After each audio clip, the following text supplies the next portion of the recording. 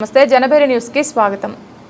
వీకోటలో 2.5 సంవత్సరాల క్రితం నిర్వహించిన శ్రీ వీరాంజనేయ స్వామి పుష్పపాలకి సేవా ఉత్సవం సందర్భంగా తెలుగుదేశం పార్టీ నాయకులు జర్నలిస్టులపై మొత్తం 28 మందిపై అప్పటి అధికార పార్టీ వైఎస్ఆర్సీపీ నాయకులు ఫిర్యాదు మేరకు నమోదు చేసి కేసులను పలమనేరు కోర్టు కొట్టివేసింది. ఈ కేసును న్యాయవాదులు లక్ష్మణ్ రెడ్డి, లోకేష్ చేపట్టి వారి ఆధ్వర్యంలో ఈ కేసులో 2.5 సంవత్సరాల కాలం పాటు ఇరు పక్షాల వాదనలు జరిగి వాటి సాక్ష్యాధారాలను అందుబాటులో ఉన్న ఆధారాలను పరిశీలించిన పలమనేరు ధర్మాసనం కేసును కొట్టివేస్తూ తీర్పు వెలువరించింది.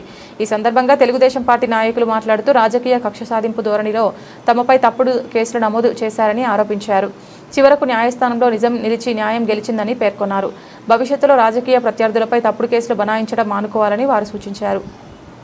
పలమనేరు కోర్టు తీర్పుతో కేసులో ఉన్న తెలుగుదేశం నాయకులు జర్నలిస్టులకు ఊరట పొందారు.